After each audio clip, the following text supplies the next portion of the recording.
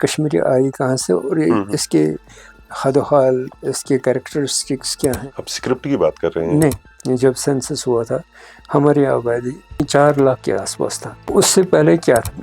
سنسکرت ٹیکسٹس میں یاونا کہتے ہیں، یاوناس، دیور کالڈ یاونا. کشمیری لفظ آپ کو نہیں ملے گا. تو یہاں کی پہلی جو قوم تھی جن کو ٹیکسلا اور ادھر موہنجو داڑو تہذیب اور برابر گندھار تک، گندھار کو گندھار کہتے ہیں، خاندر کو خاندر کیوں کہتے، چاہے ہندو ہو یا مسلم، اس کو خاندر یا گندر کہیے. یہ گندر ہے. کلہانہ کی راجدھانی بھری پڑی ہے کہ انہوں نے کس طرح سے لڑا اپنی شناخت. جب ہیروڈوٹس نے اپنا سفر نامہ لکھا تو جہلم کا بھی ذکر ہے، سندھ کا بھی ذکر ہے، کشمیر کا بھی ذکر ہے. لیکن ہاں، قدیم سنسکرت اور قدیم یونانی لٹریچر بھرا پڑا ہے ریفرنس سے. پرٹیکولرلی ویداز میں تو بار بار ذکر آتا ہے. 100 سال تک ہندوازم کا دور رہا اور سنسکرت سرکاری زبان تھی. تو سنسکرت جب سب کے سب بڑے ودوان ہم نے پیدا کیے کہ سنسکرت میں بڑے شاعر کی، کلہنہ جیسے، بلہنہ جیسے. اب یہ جو ایرانی کلچر کی وجہ سے کمپلیٹ کلچرل ٹرانسفارمیشن ہو گیا. السلام علیکم، آداب. میراث پوڈ کاسٹ کے ایک اور شمارے میں آپ کا خیر مقدم ہے. آج میرے ساتھ ایک اہم شخصیت ہے، پدم شری ایوارڈی ہے ڈاکٹر شفیع شوق صاحب، جنہوں نے کشمیری لٹریچر کے لیے بہت زیادہ کام کیا ہے. انہوں نے تقریباً 100 کتابیں یا تو لکھی ہیں، یا تو ان کا ترجمہ کیا ہے، یا ان کو ایڈٹ کیا ہے. شفیع شوق صاحب، بہت شکریہ آپ کا وقت دینے کے لیے، اور مبارکباد اس چیز کہ آپ کو پدم شری ایوارڈ ملا ہے. ایک بہت بڑا ایوارڈ ہوتا ہے. کشمیری لینگویج کے بارے میں، اس کے اوریجن کے بارے میں، یا جو بھی بلینڈنگ اس کے ساتھ ہوئی ہے ابھی تک، یا لٹریچر کے بارے میں بات کرنے سے پہلے میں مختصراً چاہوں گا کہ آپ اس جرنی کے بارے میں ہمیں اور ہماری ناظرین کو تھوڑا بتا دیجیے. یہ جو سوال ہے یہ یادوں کا ایک لمبا سلسلہ ہے جو 7 دہائیوں پر پھیلا ہوا ہے. اس کو چند جملوں میں سمیٹنا میرے لیے بہت مشکل ہے، لیکن پھر بھی میں کوشش کرتا ہوں کہ میں یوں کہوں گا کہ میری یادداشت کی ابتدا ہی ادبی سرگرمیوں سے ہوئی ہے. مجھے یاد نہیں کب سے، میں پرائمری اسکول میں ہی پڑھتا تھا کہ جب مجھے دلچسپی بڑھی. وجہ بہت ساری ہیں. میں ایک دور دراز ایک افتادہ گاؤں سے تعلق رکھتا ہوں، لیکن ایک ایسا گاؤں جہاں 100% ایجوکیشن ان دنوں بھی تھی اور آج بھی ہے، اور بڑے بڑے عالم وغیرہ فاضل وہاں پیدا ہوئے ہیں، اور آس پاس شوپیان کا ماحول بھی ایسا ہی تھا. تو گھر میں میرے بڑے بھائی صاحب ناجی منور صاحب، جو خود بھی بڑے شاعر اور نقاد اور محقق ہیں، کئی کتابوں کے وہ بھی ساہتیہ اکیڈمی ایوارڈ ونر ہیں. ان کی تربیت میں میری نشو نما ہوئی، ذہنی نشو نما ہوئی، اور وہ کچھ کتابیں جو بچپن میں وہ میرے لیے منگواتا تھا ماہانہ طور پر. مثلاً اردو میں ایک رسالہ آیا کرتا تھا میرے گھر میرے لیے، اس کا نام تھا کھلونا، آج بھی چلتا ہے. محمد شفیع نائر صاحب اس کے مطلب رائٹر تھے، ایڈیٹر تھے. اور ادھر ہندی کا ایک جرنل آتا تھا ماہانہ طور پر، اس کا نام بال بھارتی تھا، بال بھارتی. تو گھر میں ایسا ہی ماحول تھا کہ ایک چھوٹا سا گھر تھا، ایک چھوٹا سا کمرے میں میرے بڑے بھائی صاحب چلے گئے لداخ 2 سال کے لیے، لیکن وہ کمرہ آج بھی میری یادداشت میں ہے، جہاں ہر طرف کتابیں اور پرانے زمانے کے قلمی مسودات، مخطوطات بکھرے پڑے تھے، اور دیواروں پر بڑے بڑے لوگوں کی تصویریں تھیں. تو میں ان کو دیکھتا رہتا اور کبھی کبھی ورگردانی کرتا کہ یہ کیا ہو رہا ہے. اور یہ جو 2 رسالے آیا کرتے تھے، تو پھر جب وہ واپس آ گئے لداخ سے 2 سال کے بعد، تو انہوں نے مجھے پڑھایا. مجھے کچھ کتابیں پڑھائیں اپنی نگہداشت ترجمہ کر کے. مثلا ایلس ان ونڈرلینڈ مجھے آج بھی وہ کاپی موجود ہے جو وہ مجھے پڑھاتے تھے ترجمہ کر کے. نہرو جواہر لال نہرو کی letters from father to his daughter مشہور کتاب ہے, اس کا ترجمہ کرتے تھے اور مجھے سناتے وغیرہ وغیرہ, ایسی الف لیلا وغیرہ وغیرہ, عربین نائٹس. تو اس میں ایسے ہی کوشش کرتا رہا, اور اسکول کے دنوں ہی میں نے, چونکہ میری دلچسپی زیادہ سائنس کے ساتھ تھی اور میرے گھر والے, میرے والد صاحب اور بڑے بھائی صاحب چاہتے تھے کہ میں سائنس میں آگے بڑھوں, لیکن ساتھ ساتھ جو یہ مجھے پرانی کہانیاں سناتے تھے, داستان سناتے تھے میرے والد صاحب اور میرے بڑے بھائی صاحب, اور ناولوں کا ترجمہ, تو میں نے مختلف زبانوں میں دلچسپی لینا شروع کی. سائنس سے جو آپ کا انٹرسٹ تھا وہ ہٹ گیا. تو اسکول کے دنوں میں نے 3-4 وہ ایگزامز ہوا کرتے تھے راشٹر بھاشا پرچار سمیتی واردہ سکیم کے تحت, پرویش پراتھمک وغیرہ کچھ 4 ایگزامز تھے, میں نے ایک ہی سال میں کلیئر کیے, اور ہندی, اور اس کے ساتھ عربی وغیرہ مختلف زبانوں کا تھوڑا مجھے علم حاصل ہوا. لیکن تھا پھر بھی میں سائنس اسٹوڈنٹ. مجھے بھیجا گیا ایگریکلچر کے لیے گھر سے باہر ایک دوسرے اسکول میں, وہ کوئی 10-12 کلومیٹر دور تھا, ہائر سیکنڈری اسکول شپان.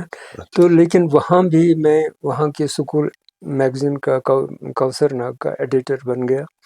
تو میں نے وہ کاپی آج بھی میرے پاس ہیں جس میں میرے مضامین ہیں, میری نظمیں ہیں, ٹینیسن, براؤننگ اور جان کیٹس وغیرہ, ان لوگوں کا ترجمہ میں نے کیا, اس میں وہ چھپے. تو اس سے میری پہچان بن گئی. اس کے بعد 1 سال کے بعد میں ہائر سیکنڈری اسکول کلگام گیا, جہاں دین ناتھ ہانجورا صاحب تھے میرے principal.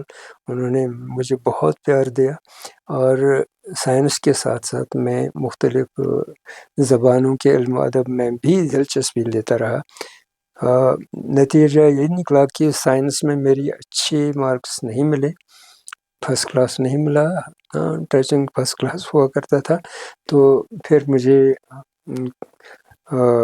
Government degree college Anant Nag جانا پڑا BSc کے لیے, کیونکہ میڈیکل میں تو میں ڈاکٹر نہیں بن سکا, یا مجھے انویٹیشن لیٹر ہی نہیں ملا, وہ بھی ایک کاز ہے. تو میں نے BSc کیا بایولوجی میں, لیکن انہی دنوں اور بھی کچھ دلچسپیاں تھیں. گھر میں فیس کے لیے پیسے دیتے تھے, تو میں اس کا ایک میگزین چھاپتا تھا, اس کا نام تھا آش. خود ہی اپنی قلم سے اس کی کتابت کرتا. تو پھر لتھو پرنٹنگ وہاں اسکولوں میں نا, معذرت چاہتا ہوں انٹرپشن کے لیے, اسکولوں میں جب ہم بھی بچے تھے تو جب ہمارے پاس ایکسٹرا پیسہ آتا تھا ہم کچھ چیزیں خریدتے تھے, کچھ ایسی چیزیں کھانے پینے کی چیزیں خریدتے تھے. آپ میں یہ شوق نہیں تھا کہ آپ گھر سے پیسہ لے کے صرف ان سے بھی کتابیں خریدتے تھے؟ گھر میں بھی لائبریری تھی, کتابیں خریدتا تھا, اور وہ لتھو پیپر ہوا کرتا تھا. آج کا زمانہ اور ہے, اب کمپیوٹر کا زمانہ ہے, ڈیسک ٹاپ پرنٹنگ ہے, تب تو سب کچھ قلم سے لکھنا پڑتا تھا, لیکن وہ بہت مہنگا پڑتا تھا. لیکن میں وہ کاغذ اور نب اور انک لاتا تھا, اس سے میں بڑے بڑے شعراء کا کلام اپنے ہاتھ سے لکھتا, اپنے مضامین لکھتا, اپنی نظمیں چھاپتا. تو ہر مہینے 1 جلد چھپتا تھا. تو بروکرز پریس یہاں لال چوک میں ہوا کرتا تھا, وہاں آ کے میں وہ چھپواتا کچھ 100-200 کاپیاں. تو پھر لال چوک میں ہی میں عبداللہ نیوز ایجنسی وغیرہ ہے, آج بھی ہے, تو میں وہاں بیٹھ کے بیچتا وہ کوئی 8 آنے کی کاپی وغیرہ وغیرہ. تو پھر کچھ واپس پیسے ملتے تو اسے تو سائنس میں بھول ہی گیا کہ میرا سبجیکٹ ہے. تو نتیجہ نکلا کہ سائنس میں میرے اچھے نمبرات نہیں ہوئے. انہی دنوں میں نے ایک اور دلچسپی لے لی, کیونکہ گھر میں ماحول جو تھا انگلش لٹریچر کا بھی ماحول تھا, کیونکہ میرے بڑے بھائی صاحب شیکسپیئر کا کشمیری ترجمہ کنگ لیئر کا, جولیس سیزر کا, ادھر سے یونانی لٹریچر کا کنگ ایڈیپس وغیرہ انہوں نے ٹرانسلیٹ کیا تھا. تو اس کی وجہ سے میری دلچسپی بڑھی، تو میں نے چاہا کہ میں کیوں نہ میں سائنس چھوڑ کے انگریزی کی طرف مڑوں. تو میں نے BA part first second third 3 exam ایک ساتھ پاس کیے لٹریچر میں ایڈیشنل سبجیکٹ کے طور پر. وہ بہت ڈفیکلٹ ہوا کرتا تھا لیکن میں نے کلیئر کیا. تو پھر وہاں سے نکل کر کشمیر یونیورسٹی کے انگلش ڈپارٹمنٹ میں مجھے داخلہ ملا. تو وہاں سے آگے میرا سفر کچھ اور ہے. یہ سفر چل رہا ہے. ٹھیک ہے. اور as a point, as a scholar, میں یہ بھی جاننا چاہوں گا کہ جو ریلیشن شپ ہے لینگویج اور آئیڈینٹی، وہ کیا ہوتی ہے؟ لائک آئیڈینٹی ان کشمیر کی خاص کر جیسے بات کریں. کہ میں نے کہا کہ مثلا میں اکیلا ہوں، ایک معمولی سا آدمی، لیکن 4-5 زبانوں کا تھوڑا تھوڑا علم تو ہے ہی. ان دنوں بھی تھا. اور میں یہ وثوق کے ساتھ کہتا ہوں کہ جو بھی کشمیری ہے اس کو ایٹ لیسٹ 5 زبانوں کا تھوڑا علم ہے، سرسری ہی صحیح. مثلا ایک تو اپنی زبان کشمیری، اردو تو ہماری سرکاری زبان ہے، تیسری ہندی ہے، اور ادھر سے فارسی تو دراصل ہمیں پڑھایا جاتا تھا. سب کو علم ہے. تو عربک تو ہماری مذہبی زبان ہے. 5 زبانیں. اور انگریزی ہمارے لیے کشمیریوں کے لیے لینگویج آف پاور ہے. انگریزی کے بغیر ہمارا گزارا نہیں ہو سکتا، ہمیں روزگار نہیں مل سکتا. یہ 5-6 زبانیں ہر کوئی کشمیری تھوڑا تھوڑا جانتا ہے. یہ ہماری کمزوری بھی ہے لیکن ہماری طاقت بھی ہے. میری نظر میں ہماری طاقت ہے. لیکن بذاتی طور پر میں خود کو کشمیری ہی سمجھتا ہوں. کشمیری اس لیے یہ ساری زبانیں جان کر بھی، ان میں لکھ کر بھی، میں اس لیے کشمیری ہوں کہ میں کوشر بولتا ہوں. کوشر، ہم اپنی زبان کو کشمیری زبان نہیں کہتے، ہم کہتے ہیں کوشر. تو میں کوشر بولتا ہوں، تو اس لیے میں کوشر ہوں، کشمیری ہوں. تو کشمیری کو کوشر کہتے ہیں، یعنی کہ قوم کو بھی کوشر کہتے ہیں. لینگویج اور قوم ایک ہی ہے. تو کوشر اس لیے کوشر ہے کیونکہ وہ کوشر بولتا ہے کہ نہیں. یہ زبان جو ہے بہت پرانی قدیم ترین زبانوں میں شمار کی جاتی ہے. کیونکہ اس کے اوریجن کو لے کر نا بہت ڈیبیٹ ہوتا رہتا ہے کہ اس کا اوریجن ہوا کیسے. تو اس بارے میں بھی ہمیں آپ بتا دیجیے. اس بارے میں بھی میرا کام، میں یہ تو حتمی نہیں کہوں گا، لیکن میرا بیسک ریسرچ اسی میں ہے.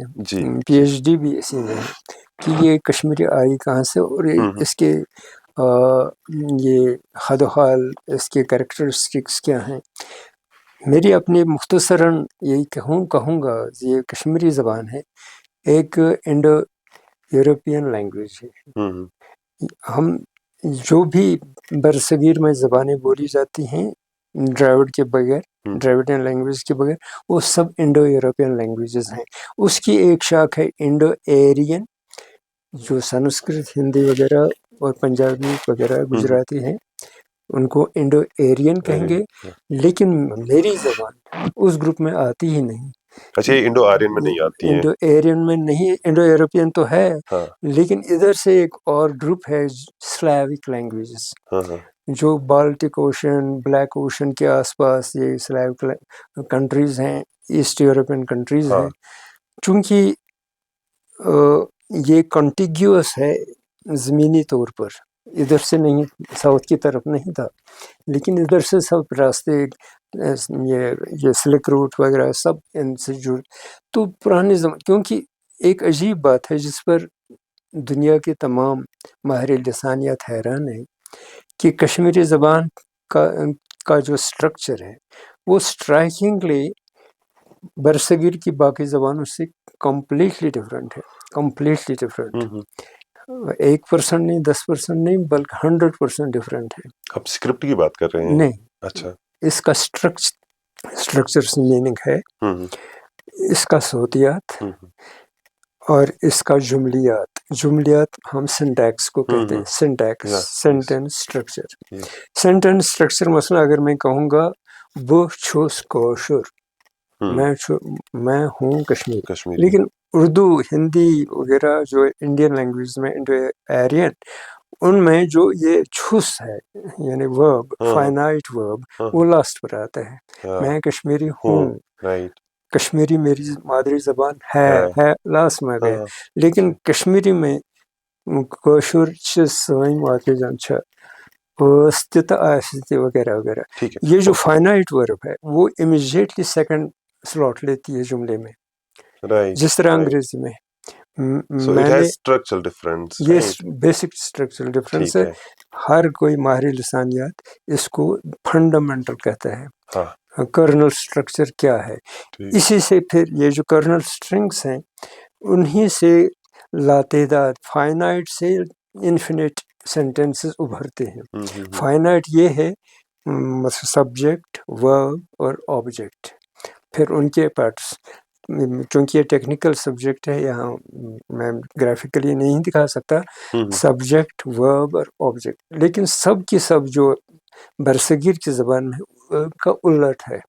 جی سبجیکٹ آبجیکٹ ورب لاسٹ میں آ جاتا لاسٹ ہے ان میں کو. ہاں ہمارے ہاں میڈیل پوزیشن پر رائٹ اور سیکنڈ سلاٹ لیتا ہے. یہ جو سیکنڈ سلاٹ لینے کی بات ہے وہ انگریزی، جرمینک، سلیوک، ایسٹ یورپین کنٹریز میں پرٹیکولرلی رشین وغیرہ کے ساتھ کمپلیٹلی یہ آئیڈینٹیکل ہے. یہ ایسی بات ہے جس کو چینج اگر ہم کتنا بھی چینج کریں، لفظیات چینج کریں، ہر کچھ چینج کریں، لیکن یہ جو کرنل اسٹرنگ ہے، کرنل اسٹرکچر ہے، وہ چینج کبھی نہیں ہوتا، وہ یہی رہتا ہے. سو اس سے یہ بتا سکتے ہیں کہ اس کا کوئی کنیکشن ان کی لینگویجز سے ہے یا اس ریجن سے ہے؟ ڈیفینیٹلی کیونکہ یہ میری دریافت نہیں ہے. سر جارج ابراہیم گریئرسن نے جب 1919 میں ایک گرامر آف کشمیری لینگویج لکھا 3 جلدوں میں، مینول آف کشمیری لینگویج، تو اس نے پہلی بار یہ دیکھا کہ یہ انگریزی اور یورپین لینگویج سے ملتی ہے، یہی ایک بھاشا. لیکن اس نے ایک غلطی کی، اس نے اس کو الگ سے ایک گروپ میں رکھا جس کو داردک لینگویجز کہتے ہیں. جو دردستان کسی ملک کا نام نہیں، ایک علاقے کا نام ہے، وہاں کی زبانوں کے ساتھ جوڑ دیا. داردک انڈو آرین فیملی کا ہی پارٹ ہے. انڈو یورپین کا ہے، یعنی کہ ہم انڈو یورپین پورے خاندان کو کہتے ہیں، چاہے یورپین ہوں اور یا ایشین، ان سب کو انڈو یورپین کہے. لیکن ان کی الگ ایک برانچ ہے جو برصغیر میں بولی جاتی ہے انڈیا اور پاکستان میں، جس کو انڈو ایرین کہتے ہیں. تو تیسری برانچ ہے ایرانین. ایرانین تیسری برانچ ہے. اس نے ایک الگ سے برانچ نکالی دردک، لیکن یہ آربیٹریری تھا اس کا ڈیسیجن، کیونکہ داردک لینگویج بھی انڈو ایرین ہی ہیں. ان کی ساری خصوصیات برصغیر کی زبانوں سے ملتی ہیں، لیکن کشمیری بھی وہاں کبھی فٹ نہیں ہوئی. تو ایک تو یہ جملیات کی سطح پر یہ لمبا چوڑا ایک مسئلہ ہے، اس پر جتنا بولیں اتنا کم ہے. ہزاروں لاکھوں مثالیں دے سکتے ہیں، ڈیفائن کر سکتے ہیں. تو میرا P H D M Phil وغیرہ سب اسی میں تھا. تو لیکن ایک اور بات ہے جو کشمیری کو بالکل الگ، کوشر کو الگ کرتی ہے سب بھاشاؤں سے آس پاس کی، وہ ہے اس کا صوتیات، یعنی کہ اس کا phonology. Kashmiri phonology completely entirely different ہے. یعنی کہ جو ہی ایک کشمیری میں اردو جان کر بھی جب انڈیا میں ہوتا ہوں، ریاست سے باہر ہوتا ہوں، تو ہر کوئی مجھے ایک دم پہچانتا ہے کشمیری ہے، کیونکہ میرا تلفظ بالکل، اگر میں کتنا بھی کوشش کروں اردو صحیح بولوں لیکن نہیں بولتا، اس میں آ جاتے ہیں میرے مدر ٹنگ انٹرفرنس آ جاتا ہے. تو mother tongue interference in terms of phonology particularly, کیونکہ ہمارا جو واول سسٹم ہے، واول سسٹم جن کو مسوطہ کہتے ہیں اردو فارسی میں، مسوطے یعنی کہ واولز، اور دوسرا ہوا مسمطہ. مسوطے جو ہمارے ہیں انڈین لینگویج میں، انڈین سے مطلب ہے انڈو ایرین سے، ان میں صرف 4 مسوطے ہیں، آ آ ای ای او او. لیکن کشمیری میں یورپین لینگویج کی طرح 12 ہیں، آ آ او او او او ایسٹرا، یعنی 12. یہ 12 واولز بالکل، یعنی ہمیں اردو ہندی و پنجابی بولنے سے میں رکاوٹ آتی ہیں، اور دوسرے جو وہاں کے ریڈرز اگر کشمیری جاننا چاہیں ان کو یہ ووبلز آتے نہیں. مثلا ہم کہیں گے تر میں سے تر یہ کوئی بول ہی نہیں سکتا. صحیح یہ ڈیفیکلٹی ہوتی ہے یہ بہت زیادہ، بولنے میں. رائٹ. اس لیے آ جاتا ہے. مثلا اباؤٹ کو اباؤٹ نہیں کہہ سکیں گے. اس طرح جو ساؤنڈ ہے شوا جس کو انگلش میں کہتے ہیں اس کا لانگ فارم ہے. مثلا اگر کسی کو یہ کہنا ہو گرل GIRL تو ہر کوئی کشمیری کہے گا گرل. گرل جو کہ گرل ہے. جی لانگ یہ شوا اینڈ گرل. اسی طرح یہ اور انہی چیزوں کی وجہ سے کشمیری بھی پکڑے جاتے ہیں کہ کتنا بھی ایکسینٹ وغیرہ یوز کرنے کی کوشش کہیں نہ کہیں پکڑے ہی یہ تو جاتے ہیں. ایک دم پہچانے جاتے ہیں کہ یہ کشمیری ہے، صحیح کیونکہ یہ 12 ووبل. لیکن ادھر انگریزی کی طرف یہ اگ جائیے تو یہ سارے 12 کے 12 ووبل انگریزی میں بھی ہے، رشین میں ہے. پرٹیکولر جو سلیوک لینگویج کا میں نے ذکر کیا وہ کمپلیٹلی وہی ہے. اگر آپ سیٹ آف فنیمز بنائیں گے، سیٹ آف ووبلز کشمیری اور سلیوک اور رشین اور آذربائیجان وغیرہ کے ایگزیکٹلی ایک ہی ہے. ادھر سے جرمینک لینگویج کے ساتھ بھی ملتے ہیں. کیونکہ اس کی ایک وجہ ہے جس کی طرف میں یعنی یہ کیسے ہوا. وہ ایسے ہوا کہ آبادی تو اب کچھ 60-70 لاکھ ہے کشمیر کی، لیکن 1920 میں جب سینسس ہوا تھا ہماری آبادی کوئی 4 لاکھ کے آس پاس تھا. تو اس سے پہلے کیا تھا؟ کچھ نہیں، کچھ ہزار، یعنی کہ کچھ گاؤں تھے ادھر بکھرے، کچھ چھوٹے چھوٹے گاؤں وغیرہ وغیرہ، اور پورا کشمیر جنگل سے بھرا تھا. پہاڑی راستے تھے، آنا جانا مشکل تھا. لیکن پھر بھی ہمارا تعلق کن کے ساتھ تھا؟ یونانیوں کے ساتھ. پرٹیکولر الیگزینڈر نے، سکندر اعظم نے جب برصغیر کو فتح کیا کشمیر سے ہوتے ہوئے گزرا. کیونکہ یہ جب گزرا تو بہت سارے لوگ جو ان کے ساتھ تھے وہ رہ گئے پیچھے. یہ وہ مر گیا تو برف میں، لیکن ان کے ساتھ جو تھے لوگ ان کو سنسکرت ٹیکسٹس میں یاونا کہتے ہیں. یاوناس، they were called یاونا. کشمیری لفظ آپ کو نہیں ملے گا اولڈ ٹیکسٹس میں، وہاں یاونا ملے گا. یاونا کون تھے؟ ایونینز، IONIENS، ایونینز جو گریک کے لیے ورڈ ہے. ایونینز تو یاونا، کلہن نے بھی سب نے لکھا ہے ہمیں یاونا. یہ جو یاونا ہے تو ہمارے لینگویج میں کئی لفظ ایسے ہیں جو اب بھی ریمننٹ ہیں، مثلا یاونا، یاون رائے، یاو وغیرہ وغیرہ بہت سارے. یہ کون تھے؟ یہ گریک تھے. اور یہاں اگر تھوڑا پہاڑ کے اس طرف جائیں کچھ قومیں ایسی ہیں جو بالکل یونانی ہیں. تو انہوں نے 250 سال تک ہمیں حکومت کی ہے یونانیوں نے. تو دارا کے زمانے، دارا سیکنڈ کے زمانے پرٹیکولرلی، تو ٹیکسلا وغیرہ یہ جو بن گیا ایک نئی تہذیب یونانیوں کی وجہ سے. سب کچھ یعنی ہمارا آرکیٹیکچر، ہمارا کھانا پینا، اٹھنا بیٹھنا، یہ سارا یونانیوں کے ساتھ. ہر گھر میں اب بھی سکے ملتے ہیں یونان کے. تو یہ یونان کے ساتھ جو تعلق رہا ہے، شاید یہی وجہ ہے کہ ہمارے جو انسیسٹرز تھے ان کی زبان کچھ ڈائلیکٹ تھی انڈو یورپین کی، جو گریک اور پرٹیکولرلی اولڈ اینشینٹ گریک کے ساتھ ملتی ہے.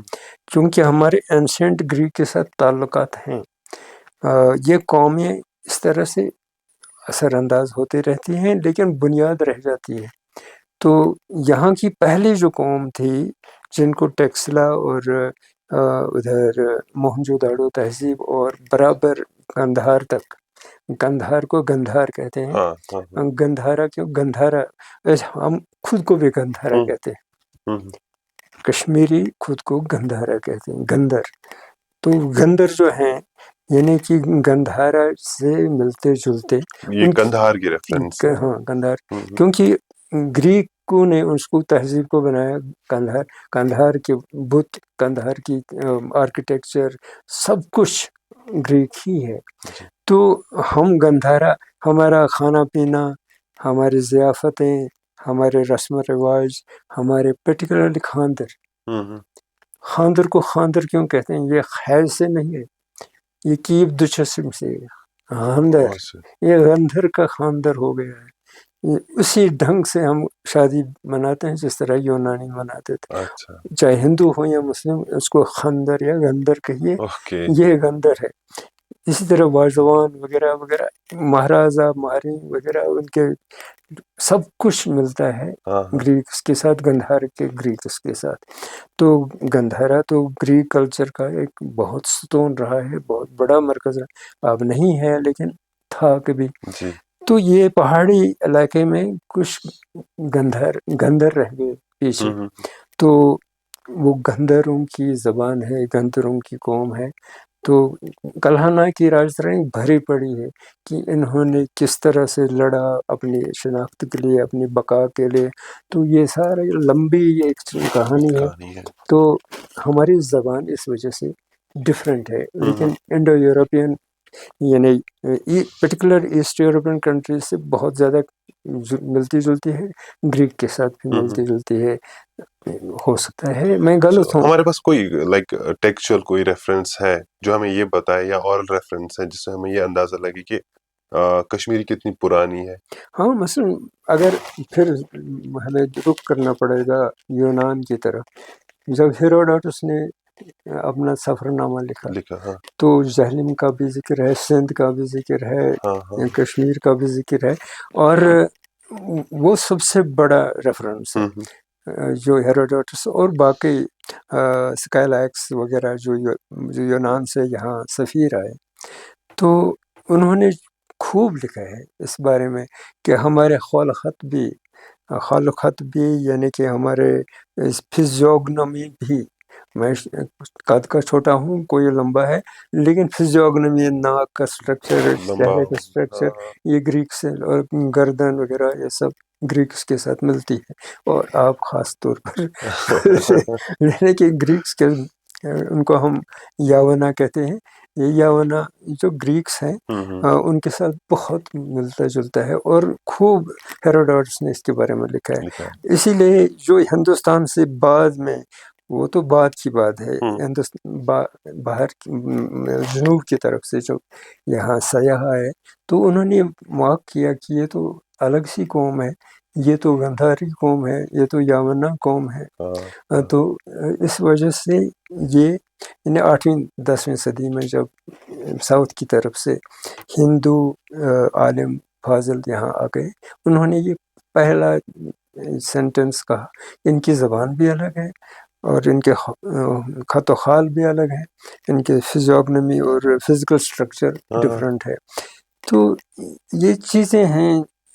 باقی رہا اولڈسٹ ٹیکسٹ، تو ہمارے پاس اولڈسٹ کچھ نہیں ہے، کیونکہ یہ ریٹن ٹیکسٹ تو بعد کی چیز ہے، ریسنٹ فینامنن ہے. پہلے تو سارا اورل کلچر تھا. لیکن ہاں قدیم سنسکرت اور قدیم یونانی لٹریچر بھرا پڑا ہے ریفرنس سے. پرٹیکولرلی ویداز میں تو بار بار ذکر آتا ہے. کشمیریوں کو یہ گندھارا کہا گیا ہے، کشمیریوں کو یاونا کہا گیا ہے، اور ادھر گریکس میں ہمیں الگ قوم تصور کیا گیا ہے. تو یہ ہے. ڈاکٹر صاحب آپ نے سنسکرت کی بھی ذکر کی اس میں، تو میں یہ بھی جاننا چاہوں گا کہ کیا سنسکرت کا کوئی انفلوئنس کشمیری لینگویج پہ رہا ہے؟ یہ سنسکرت سے انٹائرلی ڈفرینٹ ہے، فونیٹیکلی بھی سنسکرت سے ڈفرینٹ، لیکن پھر بھی سنسکرت کا بہت زبردست اثر ہے کشمیری پر.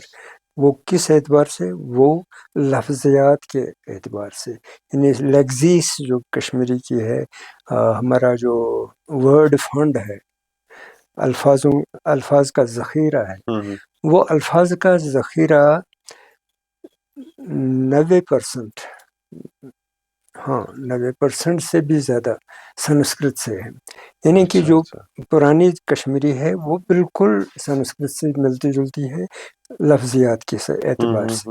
کوئی بھی لفظ لیجیے، کیونکہ ہم تو اب لفظ بولتے ہیں، زبان بولتے ہیں وغیرہ وغیرہ، چونکہ یہ فارسی کا اثر ہے، اردو کا اثر ہے، لیکن اس سے پہلے آج سے کوئی 50-60 سال پر میرے بچپن میں تب شبد کہتے تھے، واقعہ جی کہتے تھے، انفیکٹ واق ابھی بھی کہتے کچھ تھے، لوگ ہاں ان کا کافی زیادہ شبد ہی، استعمال کرتے یعنی ہیں۔ کیونکہ یہ زبانوں میں رد و قبول تو پہلے سے ہی تھا، لیکن لفظیات کے اعتبار سے ہم سنسکرت سے ملتے جلتے ہیں۔ کیوں؟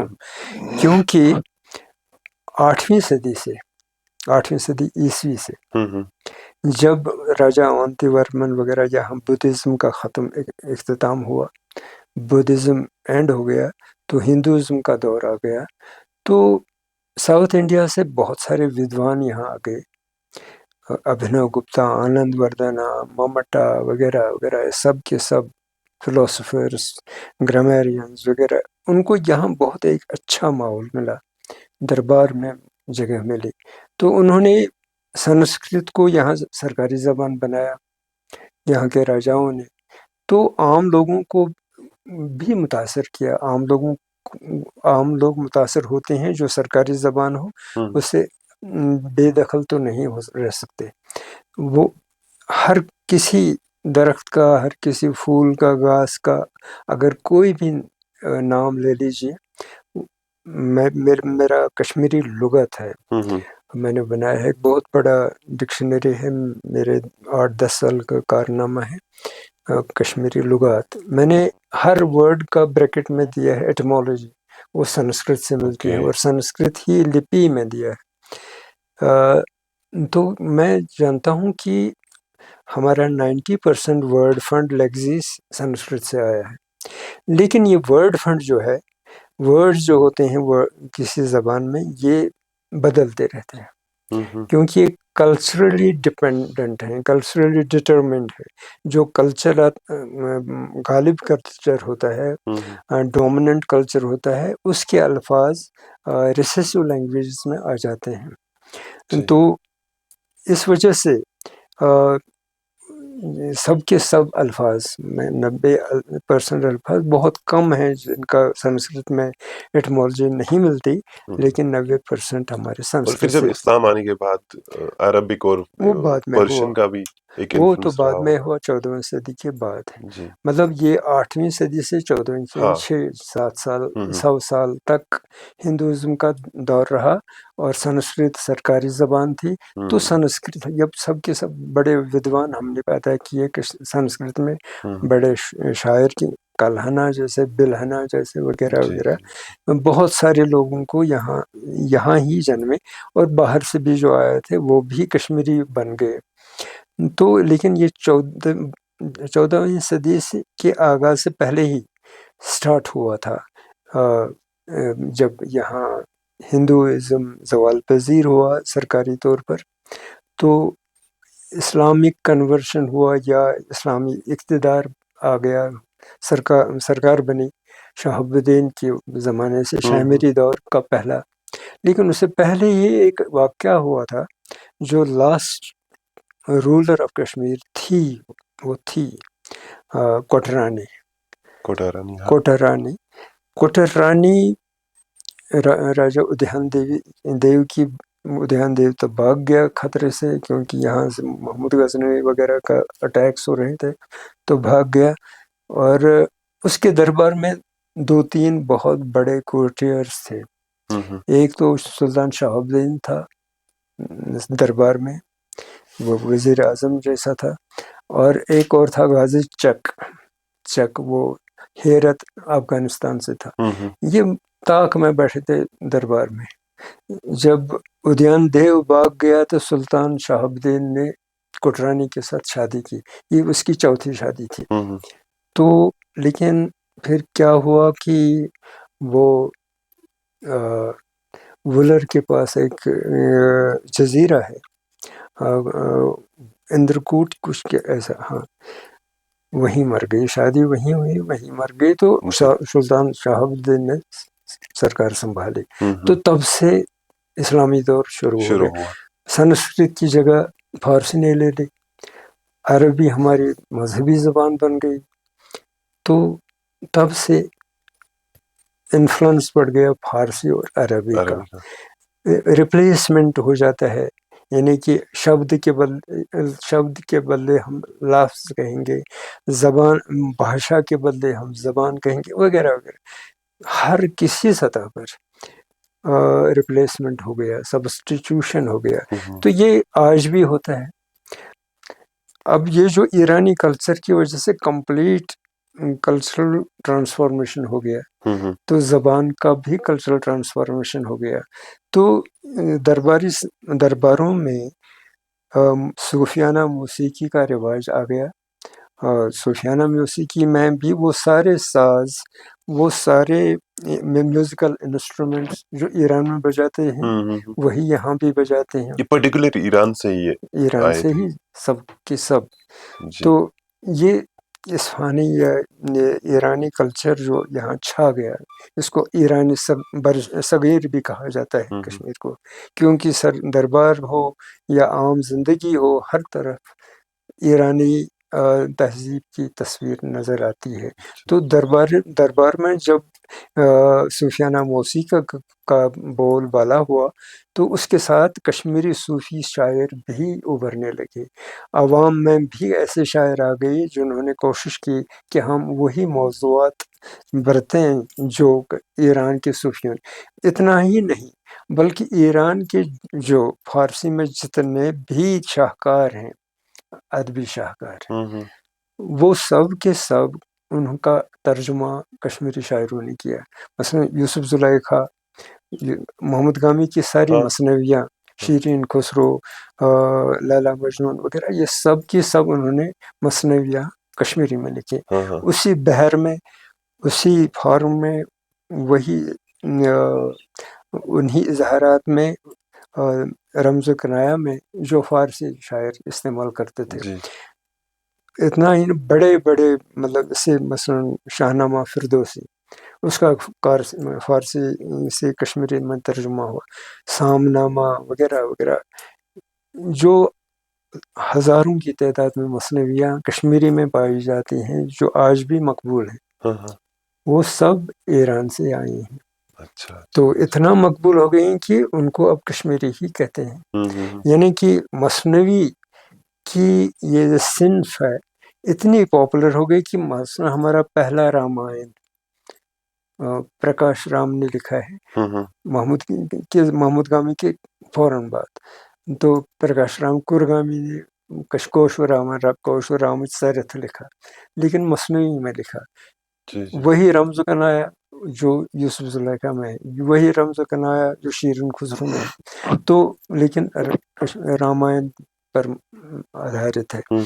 تو اس طرح سے یعنی کہ موضوعات اگر ہم نے ہندو بھی اختیار کیے, لیکن مصنوعی کی صنف جو ہے ایک مصنوعی کی صنف ہی نہیں بلکہ غزل, نظم, قصیدہ, نعت وغیرہ سب کے سب کشمیری میں آ گیا. اور اسی وجہ سے جو باہری کلچر ہے, ویزیبل کلچر, جو ٹینجیبل کلچر ہے, وہ ہی بدلا نہیں بلکہ ہماری روحانی تہذیب بھی بدل گئی.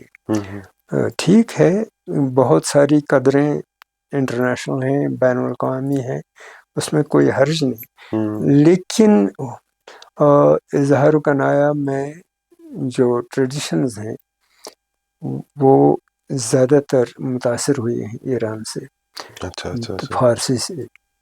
لیکن ایک چیز جہاں تک میں نے سمجھا, انفیکٹ کافی سارے لوگ اس بارے میں بات کرتے رہتے ہیں کہ ہم کشمیری اسکرپٹ کو سٹینڈائز نہیں کر پائے ہیں.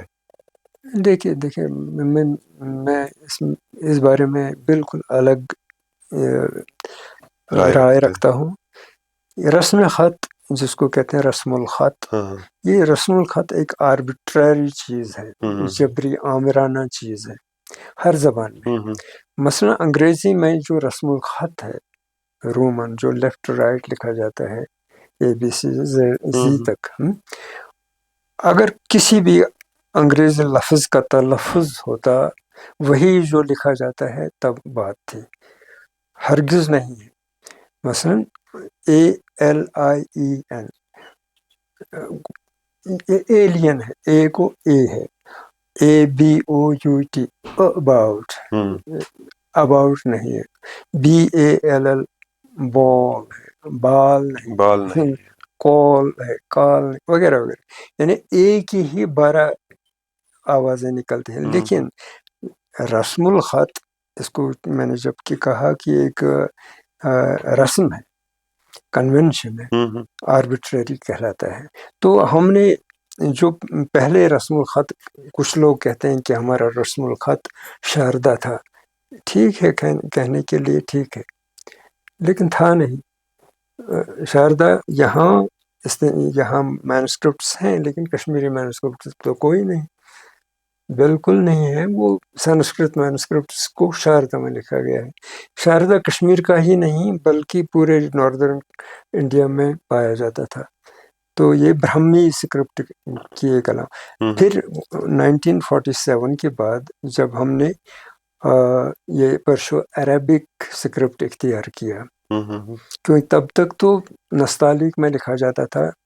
14ویں صدی سے 20ویں صدی تک ساری کتابیں نستعلیق میں ہیں، نہ فارسی میں، فارسی رسم الخط میں. تو پھر کچھ لوگوں نے کہا کہ ہم اپنی آوازوں کے مطابق کچھ اعراب ڈال دیں اس نستعلیق میں کہ یہ کچھ ڈفرینٹ لگے. اور ہم کوشش کریں گے انشاءاللہ آگے بھی ان سے اور کئی سارے ایشوز کو لے کر بات کریں گے، کیونکہ ڈاکٹر صاحب کے پاس وقت کی بھی کمی رہتی ہے. اور مجھے لگتا ہے کہ شاید یہ دوسری بار میں نے ان کو آج دیکھ رہا ہوں کہ یہ کسی ویڈیو پوڈ کاسٹ میں شمولیت کر رہے ہیں. آج تک پدم شری ایوارڈ حاصل کرنے تک بھی ان کا کوئی ویڈیو مجھے کہیں انٹرنیٹ پر خاص کر نہیں دکھا. اگر کہیں چھوٹی کوئی کلپ رہی ہوگی، لیکن ڈیٹیل میں کسی ایشو کو لے کر انہوں نے ویڈیو میں کبھی بات نہیں کی، کیونکہ انہوں نے لائبریریز کریٹ کی ہیں. 100 سے زائد کتابوں کو یا تو تصنیف کیا ہے، ٹرانسلیشن کیا ہے، یا تو ایڈٹ کیا ہے. انہوں نے کشمیر لینگویج کو، لٹریچر کو پرزرو کرنے کے لیے ایک بہت بڑا اہم رول ادا کیا ہے. بہت شکریہ.